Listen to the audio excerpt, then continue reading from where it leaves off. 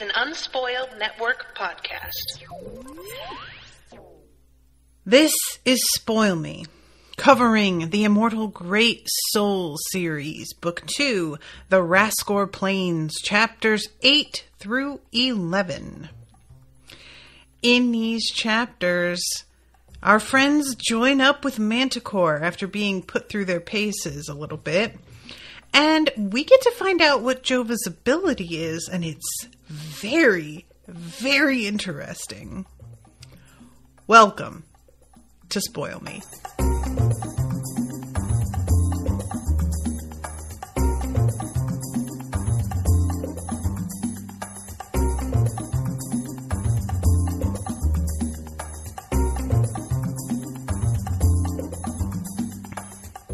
Welcome to the show, everyone. I am Natasha. Thank you very much to Dan for commissioning this episode.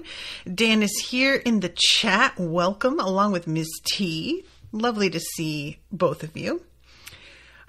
This section was so compelling. I am really excited about the general getting to know you aspects of Jova and her friends, because it's the sort of thing where I have wanted to know more about Jova in general. I'll be honest. I've wanted to know more about Jova. Her friends, I could sort of take or leave. And I think that's just a symptom of Jova being so front and center in terms of many core tenets of her personality being sort of known to us already. Whereas her friends, we haven't really got much of a grip on other than the one that's been involved with willlsee in the past. So when I say that I'm less interested in them, I don't mean that they are less interesting. I mean that I don't feel like the hook has been dropped for them yet. Because understandably, the focus has been on Jova. And, you know, as a writer, you really have to be a little bit more careful how much energy you expend when you have a bunch of characters. Like, this is grown to be a group of 6 now. And you have to figure out exactly a way to deal with that so that everybody is getting the necessary time to flesh them out, but also not overwhelm your reader with a bunch of personality traits that they aren't going to be able to keep straight. So I understand they're probably going to be fleshed out more in this book. But yeah, I really, really am wanting very much to like jump ahead and talk about what happens later on. And I have to make myself not do that because I will wind up just screwing myself in terms of my time limit here. So let's start at chapter 8. Our friends are waiting for the connect that they have for the Manticore house. And she is described as a petite, tawny-skinned woman. Her face round and radiant, cheekbones broad, her lips quirked into an expectant smile, her long caramel hair falling to her waist. Her eyes were large, framed by extravagantly dark lashes, and she gazed at the rousing great souls with amused interest. I am going to have to think on this for, you know, my fan casting thing that I am trying to do in my head.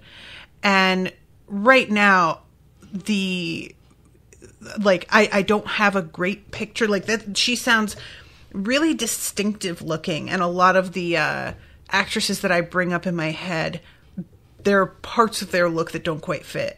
But I am very, very excited about her because she is super fun. Dan says Zorro era Catherine Zeta-Jones. I was not seeing that at all, Dan. I'm seeing her as more Filipino looking. The broad cheekbones and the tawny skin and caramel hair. I am definitely seeing somebody that's sort of like got an Asian look, or maybe even like a Native American. Whereas Catherine Zeta-Jones for me is very much like white lady, but with a little asterisk. She's got the exotic look to her, but really in an era where that was exotic. It's sort of funny now looking back at the 90s. God, we really just were so very white focused, even more than today. So yeah, she is Dreadblaze Evelyn. And it's funny because, like, even though there is a certain amount of impressiveness to her saying that she is a Dreadblaze, everybody has a strong reaction to that. It doesn't seem like it's enough of they are all genuinely surprised later on when she is able to hold their own against them. And I think it's really fascinating that she inspires this sort of moment of silence when they find out what rank she is, but also that they aren't prepared for her to be as powerful as she is. I can't tell if it's them underestimating her because she is so petite and friendly and seems non-threatening, if it is because they underestimate how exponentially your power increases when you reach a certain point. But, you know, as there is like a conversation a little bit later on about the fact that this is kind of her ideal scenario in terms of fighting in an indoor space, there's also the possibility that she unexpectedly was able to just trounce them all because she was in a closed room where her hair is like a distinct advantage. So she is like coming in and asking them what the deal is, why they are wanting to hook up with Manticore, where they're trying to go. And in the end, they just tell her the truth about the fact that they don't believe the stuff they've been told, that they bailed on the academy and Praximar is really pissed. And, you know, when she finds out why they turned him down, she's like, okay, you've chosen independence over servitude. But that does ring a bell, which I do. I love this energy. Like, she clearly is over here already sort of liking them just from this. Manticore prides itself on working outside the established framework of the four main houses. We're a collective of rising powers intent on doing whatever it takes to help cleanse the pit. And as far as we can tell, the best means to do so does not involve following the orders of the autocrators. Bayon told us you were an independent outfit. Originally, that's why we wanted to reach out to you, to learn more about how you operate. Well, before we explore possibilities, I'd like to learn more about you. We're happy to answer any questions, Lianshi said brightly. We were all near the top of our class. Oh, questions can come later. First, I want to see what you can do. All of you. Come at me. And eventually, they take her at her word and begin to come at her. But Scorio, when he begins, is sort of like, I'm going to be on the alert for the moment that I need to pull everybody back when she gets overwhelmed. And it's just precious because your boy was not prepared at all for this. And so they begin to like summon their abilities, and the Zala's like butterflies, they're mentioned in the previous chapters. And I had meant to ask, do we know what these are and what they do and I've just forgotten? Or have we not been told about this yet? And it turns out later we find out that we weren't told. And I'll wait until I get there so that I can actually like read verbatim the way that she explains it. But I always enjoy when an ability is made to look very like aesthetic and femme in a way that a lot of people wouldn't see as threatening, because that is for me the advantage. Somebody sees it and they don't take it seriously because they're pretty little butterflies, and then surprise, bitch, you know? It's like House Bolton, their color is pink. You would think that was something that undermines everything. No, they're terrifying. They're very, very scary. And the pink is takes on a new meaning once you have encountered a few of those fucking people. So I'm going to describe her hair here. This is so interesting. Her mane of caramel hair came to life, growing so rapidly it flowed down to the ground in moments, lifting her up off the ground, 100 locks bursting out in every direction. One moment, the dread Blaze stood waiting, expectant. The next, she'd risen to hover at the center of a great web made of her own hair, a 3-dimensional mass of tendrils and gleaming ropes that swept out at them without end. I absolutely love this, especially because the conversation later with Jova, she brings up how our personalities influence the types of attacks we have. And she describes this ability as, in many ways, being something that's sort of predictable from what they have seen of Evelyn's personality. And I feel a great kinship with Evelyn's energy. And also, I have a oftentimes unruly mop of curly hair, and the idea of my hair becoming a weapon is very, very delightful to me. So I really enjoy the whole concept of this, and I am curious. I'm sure that there is something in the, modern CGI, all of the, what's the word I'm looking for here? All of the urban fantasy shows that have been made over the past 5 years, that there is somebody who has an ability like this that has been animated. But I'll be honest, it is really difficult for me to picture at times, because the hair, it's like, it is hair in its simplest, it's not like Scorio can't cut through it. He can quite easily, but there's so much of it, and it has such tensile strength that if it gets around you and you aren't able to cut it, you're going to have a problem.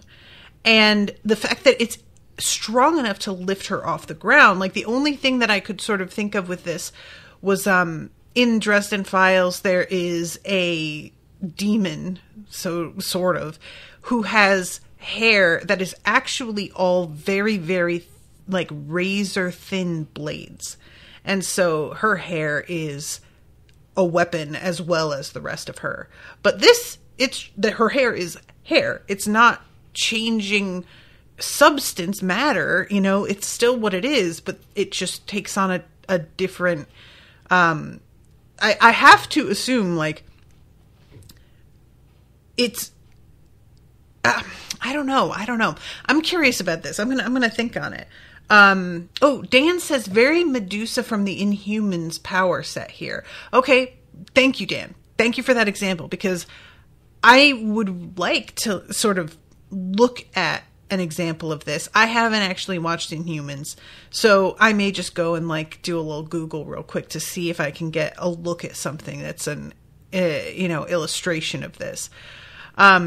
But yeah, so long story short, she, as I said earlier, trounces them. And it is interesting to me who is able to be effective and who isn't, because Jova is in a position where she has almost no effect at all. And later on is really bothered by that. And it sort of feels like she takes it personally in this moment that she isn't able to do anything, so that it makes her dislike Evelyn more than I think is warranted, because she is just personally irritated. She is so used to, and they say this as well, her classmates, like, she's used to fighting against people who are below her class, and the fact that she has finally gone up against somebody who can beat her, it seems like she genuinely doesn't know how to cope with that, and it has put her in a bad mood. Which, oh God. Dan says the show didn't have the budget to do her hair, Medusa from Inhumans. They made her bald after the first episode. I was thinking of the comic. Oh, that is such a shame. Boo. But yeah, I really related to Jova in this. I am I am somebody who grew up in a town where my graduating class was like maybe 150 people. It wasn't huge. It wasn't tiny, but I stood out in terms of my like academic performance, my artistic ability, and I was just somebody who felt like I had it quite figured out at a young age. And then when I went to college, I encountered all of these incredibly talented people who were my peers. And I wasn't ready to be amongst people who were as good at things as I was. I fully thought I was going to go into this school and dominate the way that I had dominated in my high school. And the school I went to, Carnegie Mellon, for technical theater, they are a very choosy program. So I should have been prepared for everybody to be top tier. But I just didn't really believe that there were as many people out there who were as talented as me at the time. And that may be arrogant to say, but like I was in many ways quite arrogant. And I am not going to lie. It kind of like took me out of the whole headspace I should have been in for the program, because I was being outshone quite easily by classmates. And I had grown rather used to being able to outshine everybody with no effort. Like I would put in about maybe like 60%, and I would be better than the whole rest of the class back in high school. And here I tried to get by with doing that same 60%, and it wasn't enough. And I was like pissed about it. I really had an attitude problem. And I think about it now and I'm just like, oh, honey, you got your ego stroked way too much. You had parents, teachers, advisors, guidance counselors, all kinds of different like authority figures in your life. And they all told you how amazing you were. And like maybe you were to them, but they weren't doing you any favors by doing it. So I'm not trying to say that Jova is exactly as arrogant as I was, or that she has quite as much of an attitude problem as I did. But, you know, I recognize the way that she is behaving here. And I can both sympathize and kind of want to like slap her in the back of the head and be like, get over it. So the fight I'm not going to get into too much, except for the butterflies, which I think are really interesting. Glowing in radiant pastel pinks and yellows, sky blues, and soft green. They flitted erratically toward Evelyn, negotiating the maze of hair with bumbling innocence. I love that phrase. So let's see. The nightmare lady withheld her attack, so she crashed down past her, having missed her opportunity. Scorio heaved forward, his brute strength causing hairs to snap around his ankles and waist, and got in range of Evelyn. He didn't know why the nightmare lady had chosen not to strike, but following his ascension to Tombspark, he now had other options. So her body stiffens, and her hair cocoons around her to make like a shield, which is just very cool. And it pulls her up, and she is like next to the ceiling like a spider inside of a little... It's great. I love this so much. It's so weird. You're all doing quite well, Evelyn called down. Don't lose heart unless you want to give up. And Scorio says to Nightmare Lady, why didn't you fucking hit her? And she says, I couldn't do it. My hand wouldn't do it. And Jova says Zala's butterflies will get her, give her time. What do? Never mind. Don't answer.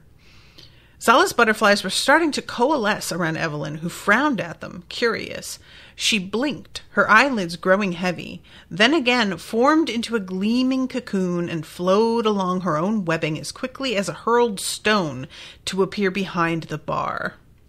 The butterflies began to stream toward Evelyn, but they were slow, steady, inexorable. The nightmare lady cut a swathe toward the bar, straining with all her might, but when she reached Evelyn, she found herself unable to strike, reduced to whipping her bladed tail at the other woman again and again, only to deflect her own attack at the last second. Then her mana ran out, she reverted to her Naomi self, and was ensnared. So, again, they're all just taken aback. They thought they would have, like, some sort of edge on her, and then it's just, you know, and even Scorio tries to think of, like, oh, well, if we had just done this and that, and then he stops himself and he's like, no, we didn't even come close. I don't even know why I'm trying to play. And she tells them to consider this useful calibration. So let's see. We have the discussion about what some of their abilities actually are, which a lot of them we know. Those butterflies, your name again? Zala. Nice butterflies, subtle and so pretty, not an obvious threat. But you bothered me the most. Forced me to travel twice. Very impressive. Leonis looked dubiously at Zala. What do they do exactly? Zala raised both eyebrows. That would be telling. But she couldn't keep a straight face. Sorry. They enervate whomever they touch and cause them to return to their true form. The longer I can generate them, the more quickly they emerge from my palms. Enervate meaning to feel drained of energy or vitality, weakened. Because, guys, I had always heard the term enervate be used in Magic the Gathering, and it is a spell that, like, comes up. It's used a lot in titles, and it's often like a black deck raise the dead sort of thing. So I had a moment of, like, enervate, but that didn't happen. And then I looked up the actual definition. I was like, oh, okay. I had I was misunderstanding what that word means based on the context I had seen it in before, thinking that it meant to raise your energy because you were, like, bringing back somebody, but it's draining their power away. My bad. And let's see. She says to Naomi and Scorio, very frightening. Can't imagine how dangerous you'll be in time. Any advice on what we could have done differently? You're not in school anymore, and I'm definitely not your teacher. Maybe if you make Manticore, but right now, you're just probationary. I'll escort you to the fiery shoals. And Scorio is like, really? And she's like, oh, come now. You guys are like top of your class from the academy, throwing yourselves at us. Manticore does not get this. You had to know I was definitely taking you. And Jova, again, is like just hanging back, sort of, fine. I do enjoy her a lot. Question. What's got you all so worked up about getting to the shoals? You think it'll be safer than Bastion or something? So they explain, and she's like, wow, 10 days. The White Queen can teleport to Bastion once you reach her, but getting to the fiery shoals in such a short time. And you guys, they are already working on so little time, and we know the White Queen has started packing her bags. I am so concerned. They are going to get there and she's already going to be gone. Or, you know, that was my first thought. But also the fact that she is about to abandon Bastion suggests that she is not interested in helping them. And even if they reach her, she'll just be sort of like, I'm sorry, kids, but we have to wash our hands of it. And I'm really kind of dreading them having put all of this work in if either of those things turns out to be true. If they push themselves to the limit thinking she's really going to be ready to help, and then she's not sitting there waiting like they expect, or she just doesn't want to the way they're hoping. So let's see. She talks about for a moment, like, Manticore trying to be better than the other houses, and that they are following ideals that the others have sort of forgotten about over time and gotten just lost in their own politics and greed and whatnot. She calls them ossified, which I really like. And she says they use, like, maybe half or even less of their energy to destroy the pit, and the rest is used to maintain their wealth and privileges. Last I heard, only 4 of the 37 Crimson Earls are house affiliated, and only 8 of the Charnel Dukes out of 60 or 70. The rest have all gone independent or formed their own Deep Hell societies, which is what we hope to become. That's perfect. That's exactly what we were hoping to achieve ourselves. That's so. Looks like we're about to get lucky then. Of course, Manticore's not powerful enough to cut ties with Bastion just yet. Our leadership's made up of me and 4 other Dreadblazes. As soon as one of us makes Pyrelord, we're going to head deeper. So what is it you're doing on the plains? Asked Leonis. Farm duty? Farm duty? Evelyn raised an eyebrow. Do I look like a farm girl? No, mumbled Leonis. We do a variety of things. Escort duty, hunt down fiends the houses don't want to chase for one reason or another. But mostly, we explore the ruins that ring the plain. They've been picked over 100 times over the centuries, but fiends are drawn to them, so we clean them out, harvest their mana hearts, gain strength, and help keep the plain safe. Right now, though, we're all camped up on the edge of the chasm. And Lianshi says, we've studied that. It's a ravine larger than Bastion, right? People think it was once a city that was destroyed at the beginning of our tenure in Hell. And it's supposed to go down so far nobody's reached the depths. Nobody? Asked Leonis in surprise. And Evelyn says those who could plumb the depths are too busy with greater mysteries deeper in Hell. But yes, when Imogen the Woe attacked a few months back, it caused really strange mana fluctuations in the depths of the chasm. We've been investigating it since.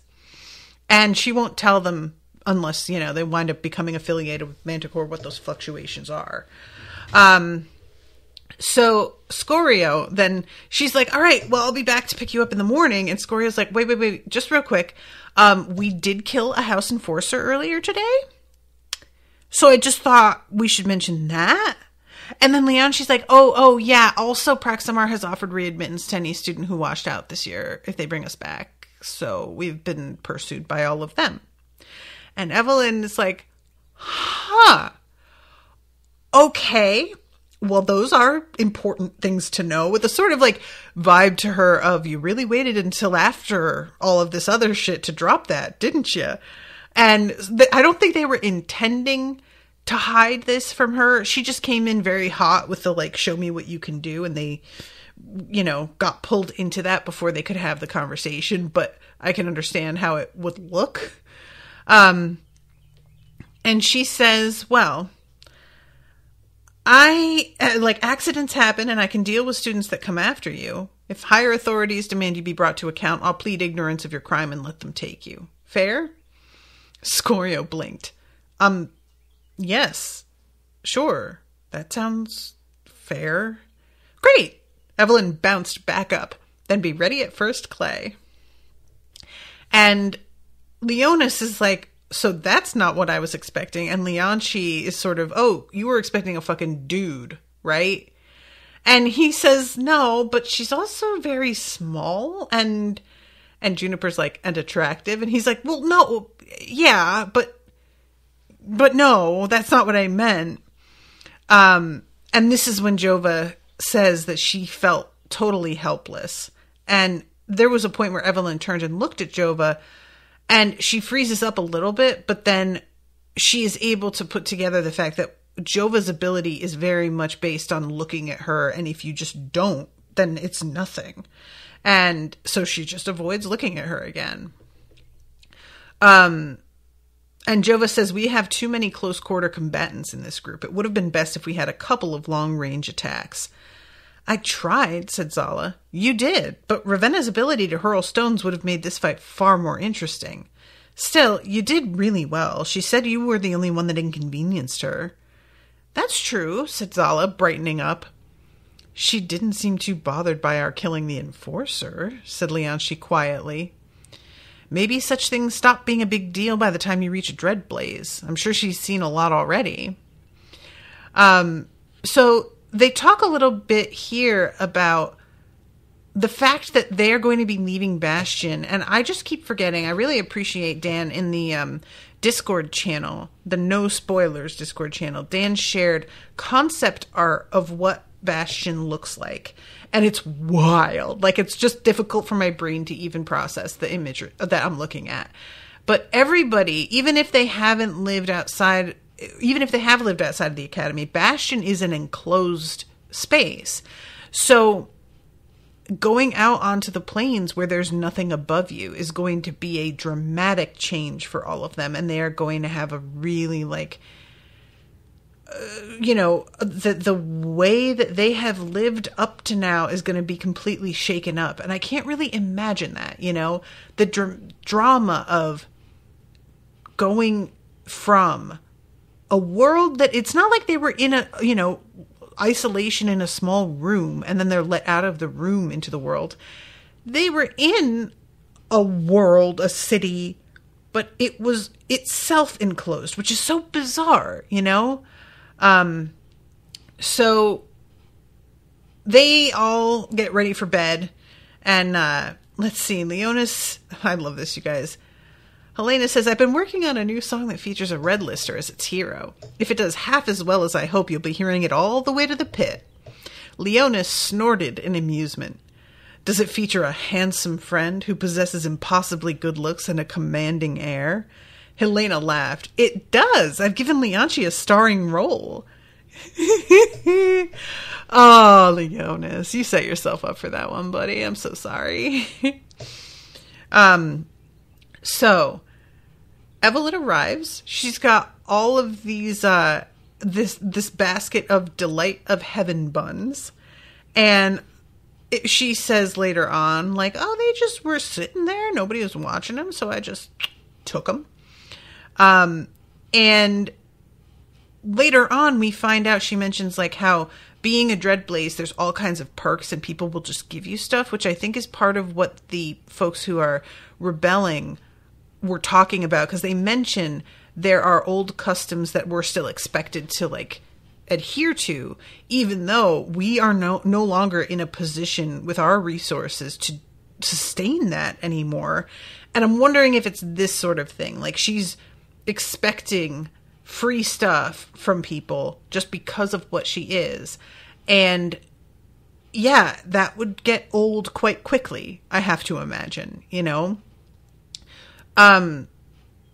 And she mentions that there are people that are fighting, but like not nearly as many as she expected. And it seems, aside from some outliers, people really are attempting to give Scorio and his friends the 10 days that they promised. So she's like, look, it usually like is 12 days or more than that to get to the shoals.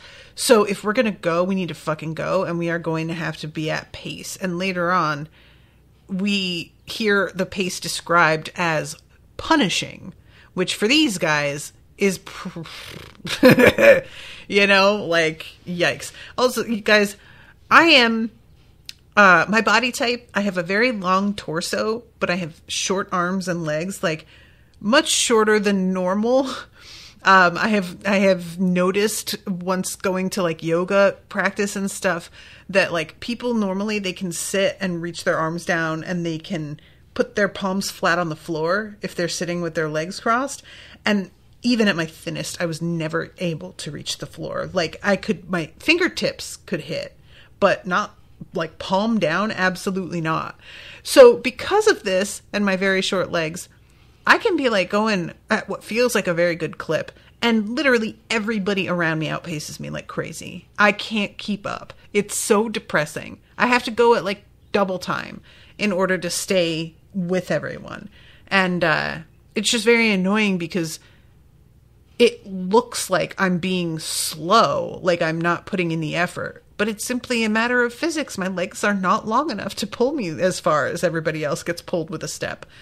So anyway, they are heading toward Ward 11. The buildings grew grander, the avenue broader, and even now caravans laden with goods made their way toward house warehouses. And she takes a left from the end of Bastion. And Scorio is like, well, aren't we going there to the yards? And she's like, why would we go there? The rim is only for commerce. We're taking a pedestrian tunnel out. And I really enjoy how they all expect that getting out of Bastion is going to be an issue for them. And with her help, nobody even bats an eye. It's like nothing. So this is very, very wild. And again, extremely difficult for me to picture in my head. So there's a stairwell and there's a crowd at the bottom. And Scorio is like, is there a problem? And she says, no, they just like to do the transition slowly. Scorio saw the man ahead of them walk down the steps, one hand gripping the rope, and then Scorio's eyes widened in surprise. The man stopped walking and floated upward. With skill and poise, the man moved along the rope as if he were underwater. At first it was easy, but then he began to struggle, his body rising behind him so that his feet pointed back at Scorio. He reached out, placed a foot on the riser of the next step, and then caught his balance and let go. He now stood perpendicular to them. This is so hard for me to picture. I am, picture like this. The mention of as if he were underwater really did help with me trying to imagine this, but it is just so bonkers to me. Like, where did you come up with this? What this author, what was going on in your brain? So wild. So the steps beyond the transition were dangerously short, with steep risers, so that from Scorio's frame of reference, they seemed to fall away in a precipitous cliff. But they weren't. They were simply the inversion of normal steps. The man dusted himself off and continued into the depths. That's just not right, said Leonis, putting a hand to his stomach. Watch, said Evelyn, and repeated the process. When she reached the midpoint, she grasped the rope with exaggerated deliberation, hauled herself across the gap with no gravity, and neatly stepped out onto the riser and turned to look down at them? Language felt inadequate. Indeed it is, sir, evidently. So they managed to do this. I love that Evelyn winks at Jova, and Jova's just like, fuck you. Like, she's got such a problem. It's almost endearing to me. And I love that when Scorio gets his turn, he's like, this is actually kind of fun. What? So Leonis says he's feeling queasy, and Evelyn is like, oh, I'm sorry, but if this gets you queasy, you are going to have a hard time in hell. But let's head out. So this is when they are finally in an area. It says the central hub, to whose underside the sun wire was attached, hovered in the pit's center, an island easily 300 yards across that rose into an abstract mound of aged and pitted ivory, its design long eroded past any legibility. The 4 huge causeways that held the hub over the pit were broad avenues of steel and white marble, each 50 yards in breadth and about a third of a mile long. Between them, Scorio could see the curved streets of the city below, hundreds of small buildings extending down the insides of the buried cylinder, minute and detailed, distant and as surreal now as the blue skies had been but moments ago. And this is when he, has the moment of looking up at the sky, and he literally gets weak in the knees and almost falls. He has such vertigo. And it seems like everybody is kind of having this reaction. I do want to say, too, something that I really like about this is that we are going out into the plains, and it could easily be that this was a big deal to get out of Bastion, that nobody does this, blah, blah, blah. But it's an established route that lots of people take. There is a line ahead of them. It's monitored and regulated in a way that I really wasn't expecting. I thought it was going to be much more a sort of free-for-all. And it being more heavily traveled makes it more interesting to me. So the 4 gates allowed access to the Rascor plains beyond, each set diametrically across from the other. Compared to the wall's dizzying heights, the gates appeared minuscule, but they were easily 40 yards tall. Roads ran through each, bringing an endless stream of carts and wagons to the crane yards that clustered about Bastion's rim. Thousands of workers bustled to unload goods and coordinate their delivery into the city below, their industry reduced to the labor of ants by the scale of the wall and the expanse of the enclosure. "Look up there," whispered Lianchi. "The whale ships." Scorio turned to see a massive air dock mounted atop a hale section of the wall. A column of ragged scaffolding was bolted into the wall's face, supporting a staircase that wound back and forth as it climbed to the top. Elevator platforms rose and fell, affixed far above to huge wooden wheels in which companies of men slowly walked. But it was the ships that held his gaze. There were 6 of them, each fashioned from the massive skeleton of a great whale whose bones were lashed together, and upon whose back a great deck was built, complete with an after-castle at the rear. Most boasted 3 masts, and 4 of them were house-affiliated, 2 for House Kraken, 1 for Hydra, the last for Chimera. The other 2 were independent ships, and Scorio couldn't decipher their colors. And Leonis is like, "Why are they dead whales?" And Evelyn says, "The last air whale was killed 5 centuries ago. They couldn't be domesticated, but their airite bones could be harnessed for safe travel. When that was discovered, their fate was sealed." That is so sad. What a bummer. Why couldn't you have just let yourselves be domesticated whales? I get it, though. I understand just being like, nope, I'd rather die. What a bummer, though. So Juniper says, "What would happen if we walked out onto one of the 4 causeways and then leaped inside?" "You'd drop 10 or so feet, then be pulled toward the closest side where you'd splatter across a roof or some cobblestones. Can't say I advise it unless you can fly. Let's go." So this is the point where Scorio is starting to ask, like, what direction we're going, and Lianchi is answering him, and he's realizing that there are a lot of things that he missed in classes, and not just the fact that he started class late, because that would kind of let him off the hook and make it Praximar's fault that I wasn't in classes because he didn't allow me to go. When Scorio is thinking about it, he is very clear and honest about the fact that unless a class had to do with like up-leveling or combat or something like that, he really kind of tuned out mostly. And he is realizing now that that was a mistake. And I really do like that he has the self-awareness to see about himself that he was very blinkered in what he was considering valuable information. And at this point, it's costing him and making him look a little silly because he's asking questions he really should already know the answer to. So Zala says, "Why does nothing grow here?" Because it doesn't. Nothing grows close to Bastion. Doesn't rain, and even the copper mana is sparse. It's always been that way. So Scorio is just delighted with the fact that they have managed to get out, and is clearly like didn't really see this happening for himself anytime soon.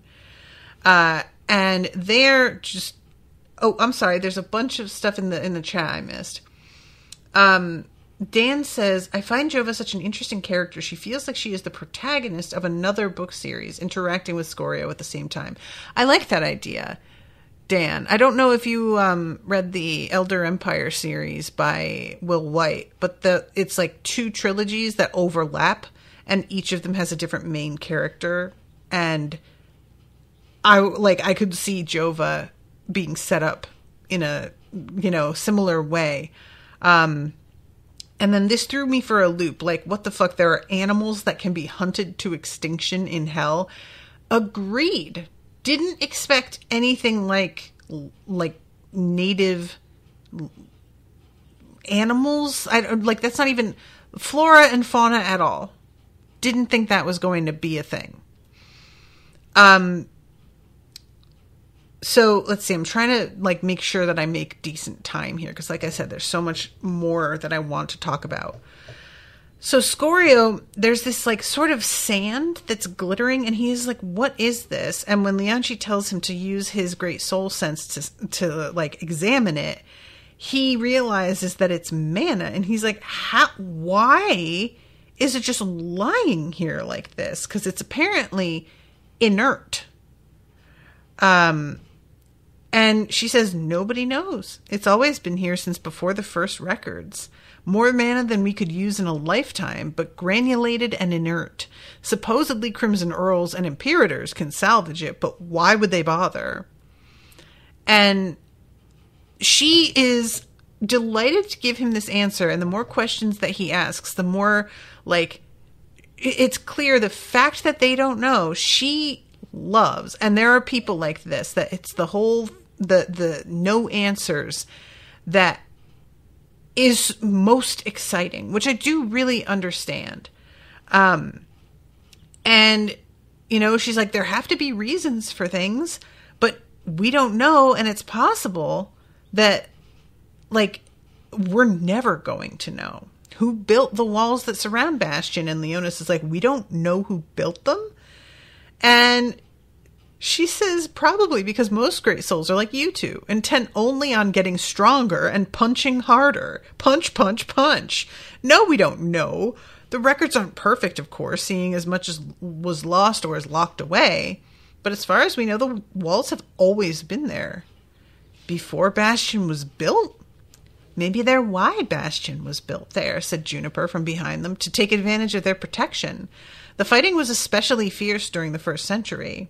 Maybe, agreed Lianchi amiably, but nobody knows for sure. Or everybody knows except great souls of our rank, said Naomi dourly. Or that. Either way, I love it. Imagine how boring it would be if everything was understood and already explained. If there was no mystery left.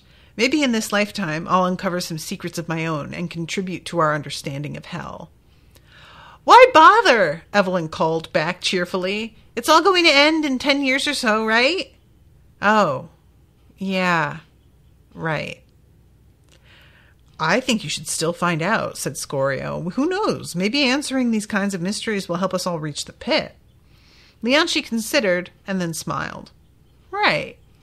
And yeah, I think that that's an interesting mindset, like Evelyn being nihilistic, I feel is too strong a word, but just very practical. You know, we have a decade left and why waste our time? And I think Scorio is right that, like, if you have the curiosity to find out about these things, then take advantage of that, and you don't know what it's going to lead to, especially realizing that he has just not paid enough attention in class, that there's so much here he doesn't know or understand.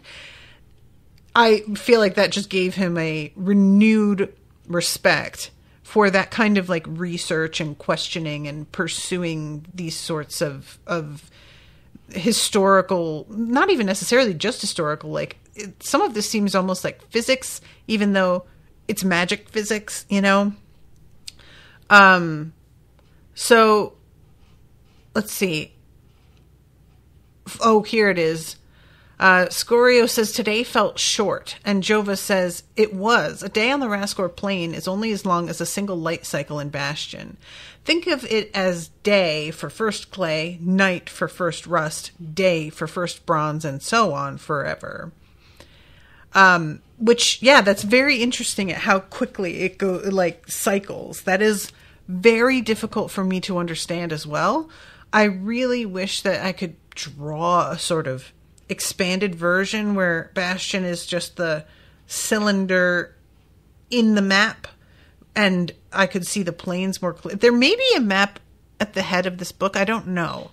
I didn't check because a lot of times actually those sorts of things can have little spoilers in them sometimes. So I don't even like to look at those things before I've done my reading. But yeah, there's the sun rose, sailed overhead. then dipped below the horizon and plunged them into gloom. This happened 4 times before Evelyn called it a day.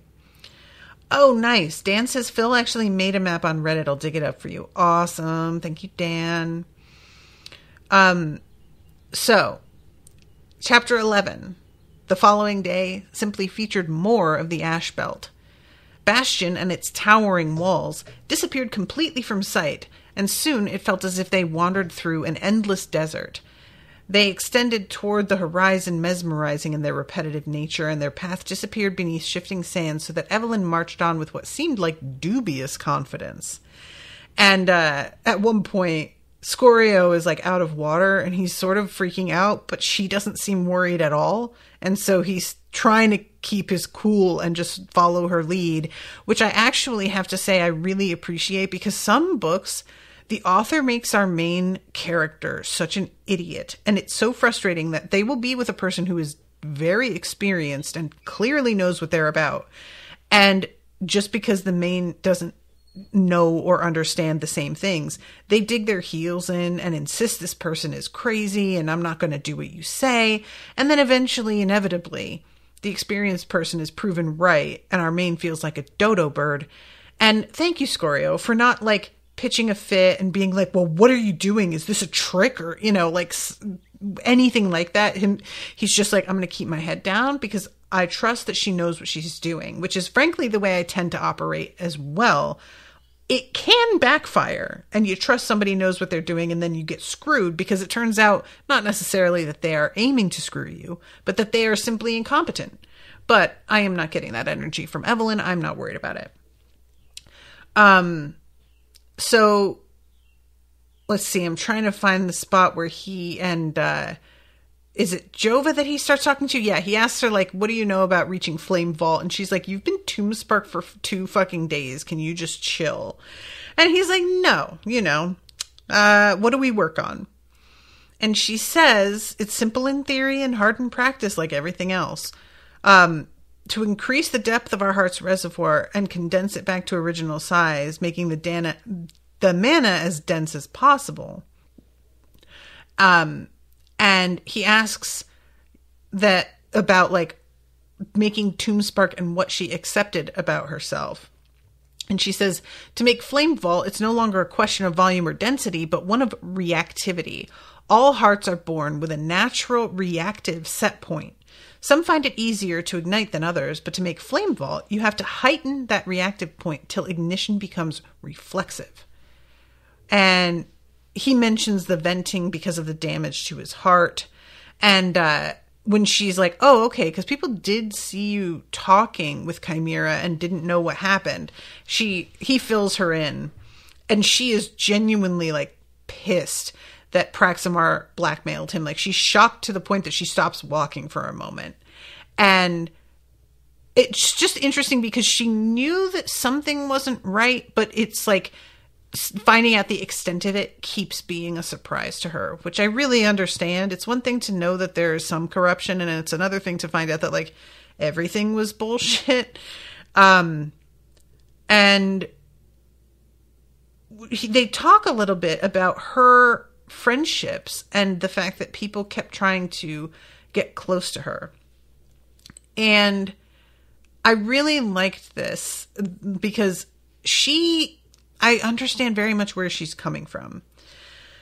When she says like, I don't really like find it easy to talk to people and I'm not good at making friends. She says, most people want to talk about nothing.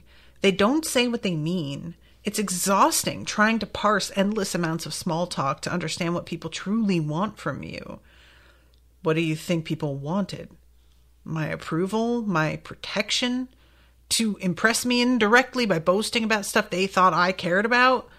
Most people don't even seem to know what they want themselves. They just make empty statements about whatever comes to mind and then just stand there looking at you helplessly as if it's your responsibility to help them out.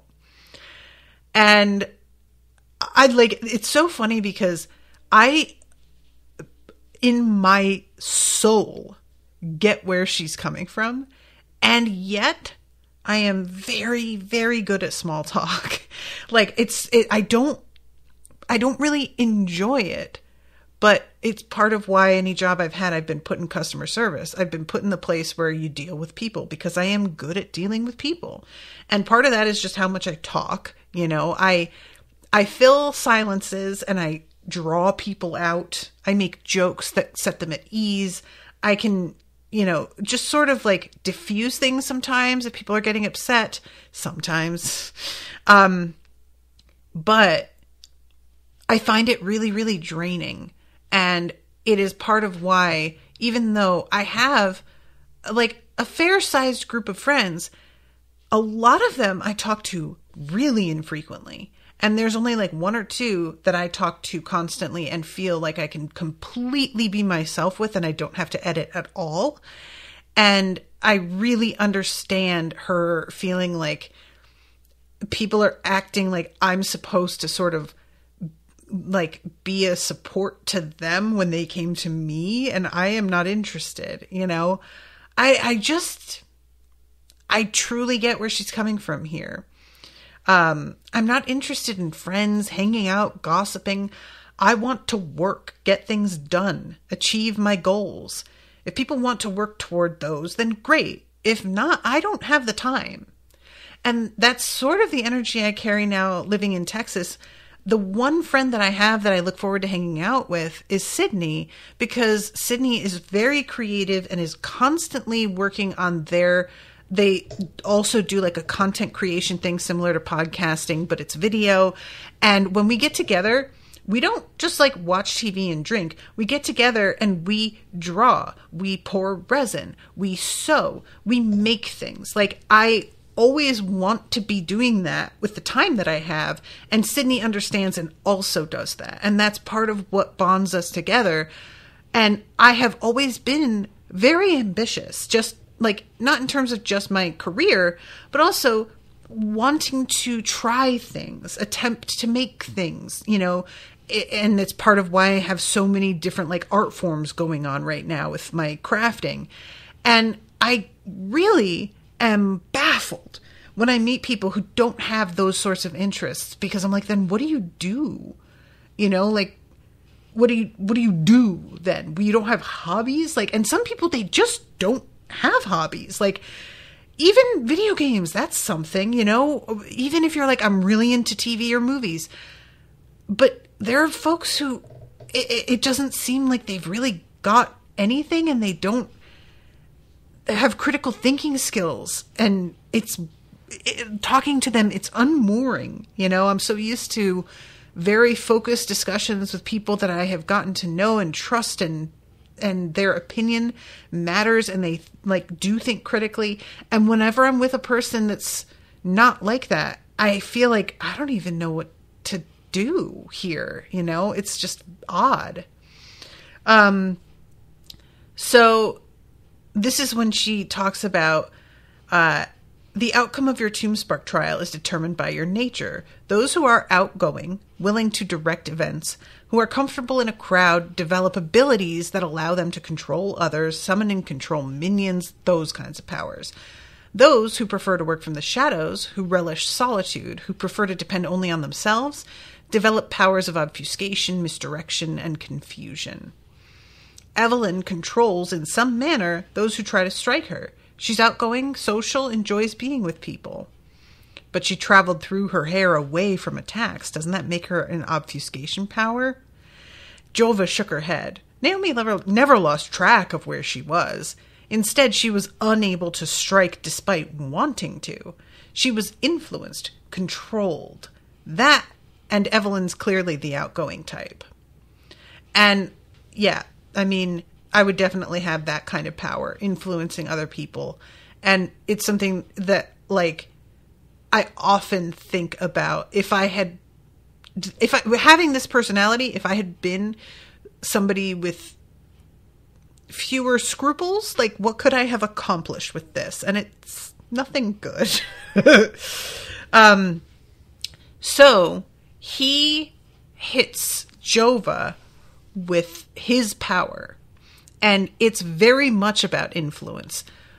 We find out that essentially he infuses the person who is within his sphere, half sphere, with whatever it is that he is desiring, and makes them also want to do that thing.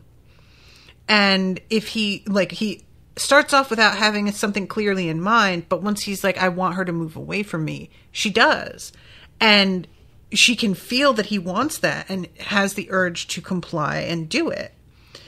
And Scorio's like, well, what about your power? We saw how Ravenna reacted, but we couldn't tell what was going on. And she says, do you want me to try it on you? And he says, honestly, not really. And she says, well, I guess if you don't want to try it, you're not that curious. But eventually, he is curious enough. And there's this moment. I have to jump ahead a little bit because there is some conversation here about like what class Evelyn is from, the number of great souls that are in like certain houses. And I'm going to low-key jump over some of that because I want to get to the thing for... I'm trying to jump over there to Jova. Okay, so he agrees that he's going to let her use her power on him. And, of course, everybody wants to watch. Her form began to melt and stretch, her insides and organs welling up and out through her yawning mouth, glistening and red. Bunches of teeth and bristly hair erupting from her skin, her jaw splitting in half, her height doubled, tripled, and then she bent in half under her own weight. Lesions scored her skin and then burst open to reveal glistening duplicates of her own face, eyes closed, her little mouths vomiting pus.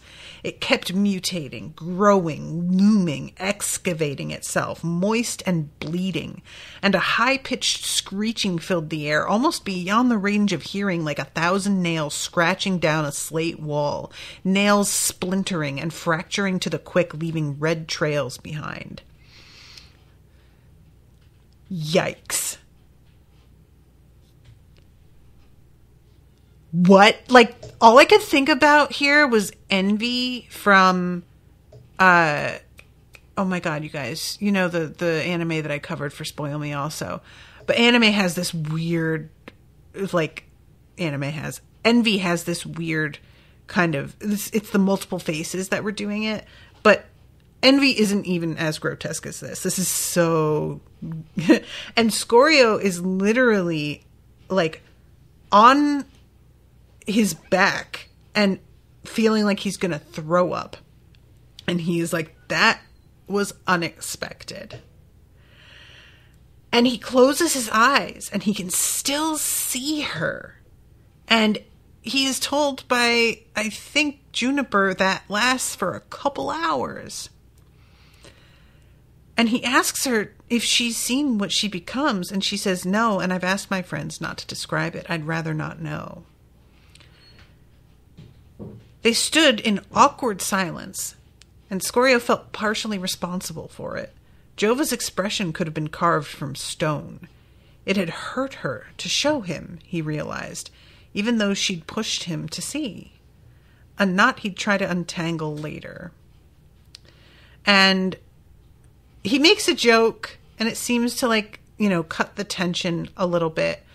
But it's very interesting to me, the fact that she says that she is a difficult person to get to know, that her ability is something that pushes people away. I have to assume this is linked to her wanting to repel people somehow in a fundamental way, that it's almost a test, you know? Like, if you are able to get past this and still want to know me, then that, you know, but almost nobody is able to do that. I may be reading into that too much, but I don't know. There's something about this. It's really, really revealing and almost sad. So finally, he takes first watch because he does not have the ability to fall asleep with this like image still behind his eyes every time he closes his eyes. And For a while, he and Lianxi just did slow circuits of the camp, talking softly about everything that had happened, sharing impressions, hopes. Finally, they sat high atop the winding crest of the closest dune at midnight as midnight descended upon them.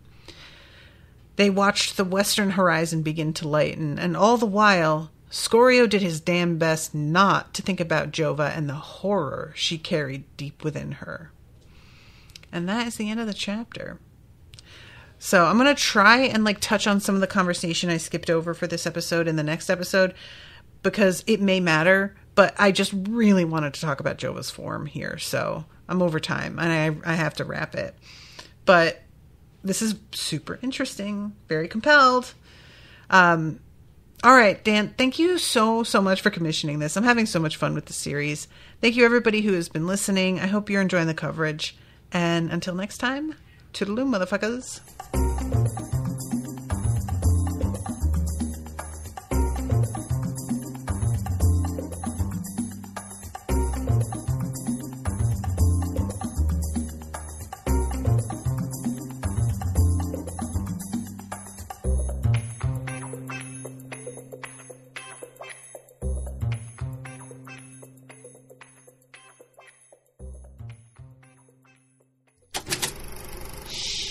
That was an Unspoiled Network podcast.